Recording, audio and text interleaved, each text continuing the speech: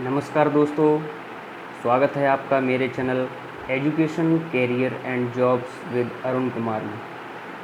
आज मैं आपको जानकारी देना चाहता हूँ नेशनल रिक्रूटमेंट एजेंसी, यानी अब किसी भी सरकारी जॉब को करने के लिए, सरकारी नौकरी को करने के लिए आपको एक सेंट्रल गवर्नमेंट की तरफ से एक टेस्ट देना पड़ेगा, जो कि सेंट्रल गवर्नमेंट की जॉब्स के लिए अप्लाई होगा।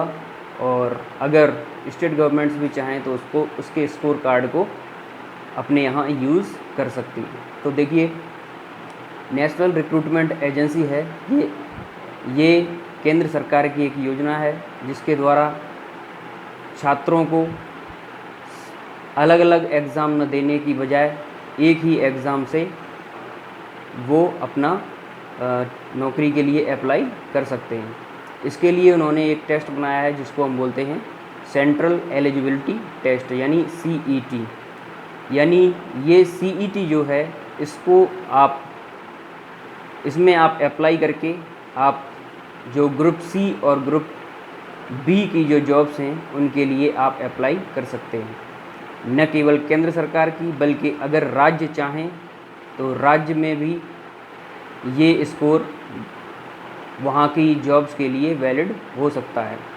MP की गवर्नमेंट ने ये घोषणा की है कि हमारे यहाँ जो भी ग्रुप B और C की वैकेंसी निकलेगी उसमें हम CET के स्कोर को वैलिड करेंगे।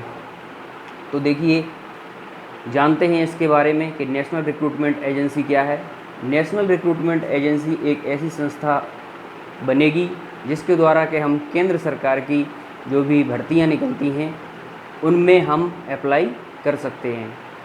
तो और साथ ही साथ जो स्टेट गवर्नमेंट भी है वो भी अगर चाहे तो इस स्कोर को अपने यहाँ वैलिड कर सकती है। और इसके जो टेस्ट होगा उसका नाम रहेगा सेंट्रल एलिजिबिलिटी टेस्ट, यानी CET। अब एग्ज़ामिनेशन सेंटर्स, सबसे अच्छी बात इसमें यह है कि एग्ज़ामिनेशन सेंटर्स जो हैं वो सभी डिस्ट्रिक्ट में रहेंगे। या तो एक हो सकता है या एक से ज़्यादा हो सकता है। अगर डिस्ट्रिक्ट बड़ा है या कैंडिडेट्स की संख्या वहाँ ज़्यादा है तो वहाँ उन डिस्ट्रिक्ट्स में एक से ज़्यादा भी सेंटर बन सकते हैं। एग्ज़ामिनेशन इन 12 लैंग्वेजेस, यानी जो एग्ज़ाम होगा वो 12 भाषाओं में होगा और शुरुआत में 12 लैंग्वेजेस में होगा। उसके बाद अगर ज़रूरत पड़ी तो कुछ क्षेत्रीय भाषाओं को और इसमें ऐड किया जाएगा। Examinations twice in a year, यानी एक साल में ये 2 बार एग्ज़ाम होगा।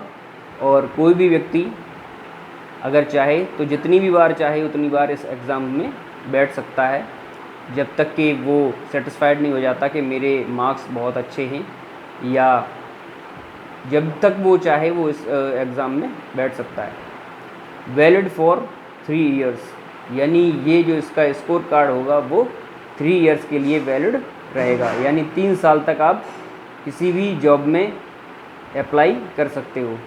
जहाँ CET के स्कोर को मांगा जाएगा वहाँ आप इसको अप्लाई कर सकते हो। Examination for group B and C, यानी ग्रुप B और ग्रुप C की जो भी वैकेंसीज निकलेंगी वहाँ पे आप इस स्कोर कार्ड को यूज़ कर सकते हो। और इस स्कोर कार्ड में जितने भी आपके मार्क्स आएंगे उसी के अकॉर्डिंग मेरिट बनेगी और आपका सिलेक्शन उसमें होगा।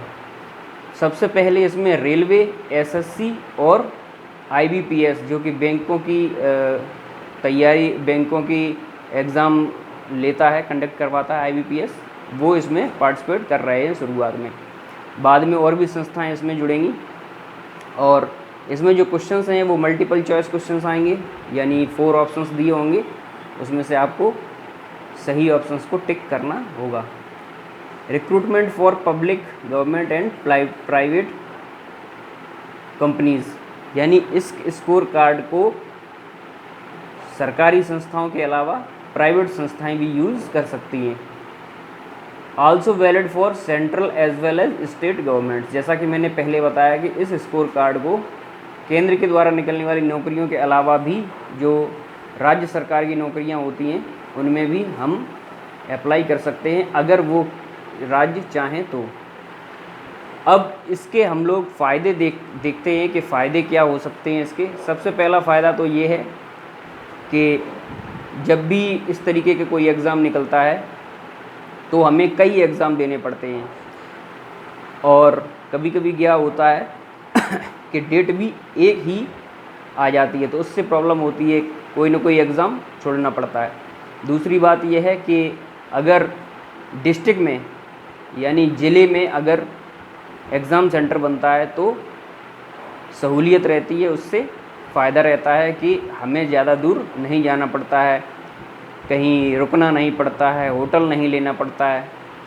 तो डिस्ट्रिक्ट में अगर एग्ज़ाम होता है तो हम लोग एग्ज़ाम देते हैं और शाम तक अपने घर पे आ जाते हैं। तीसरी चीज़ ये है कि जो महिलाएं हैं, जो लड़कियां हैं, उनके लिए ये फ़ायदा रहता है कि उन्हें अपने गार्जियंस पे ज़्यादा प्रेशर नहीं करना पड़ता है या गार्जियंस को नहीं बुलाना पड़ता है, वो अपने जाके एग्ज़ाम दे के आ सकती हैं।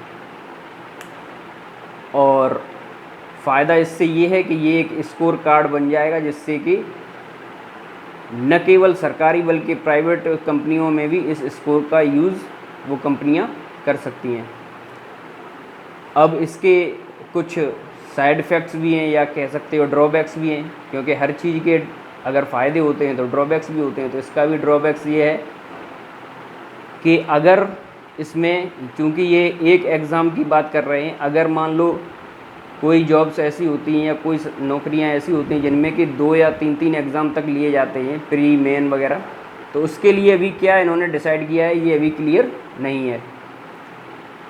और दूसरी चीज़ ये है कि अगर हर एक डिपार्टमेंट केवल इनके स्कोर कार्ड से ही अगर जॉब्स देता है तब तो ठीक है, अदरवाइज़ वो अगर अपना अलग भी एग्ज़ाम लेता है तो फिर इससे कोई फ़ायदा होने वाला नहीं है, क्योंकि जब अलग अलग डिपार्टमेंट या अलग अलग विभाग अपने हिसाब से फिर दोबारा एग्ज़ाम लेंगे तो उससे कोई फ़ायदा नहीं है।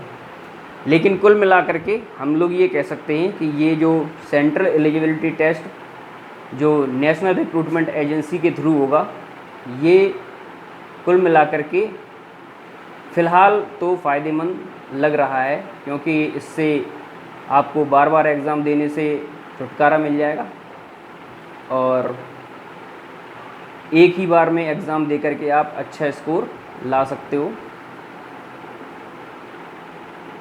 तो इसी के साथ मैं अपनी वीडियो को यहीं समाप्त कर रहा हूँ और नेक्स्ट वीडियो में मिलते हैं। तब तक आप वीडियो को लाइक करें, शेयर करें और सब्सक्राइब करें। थैंक यू दोस्तों।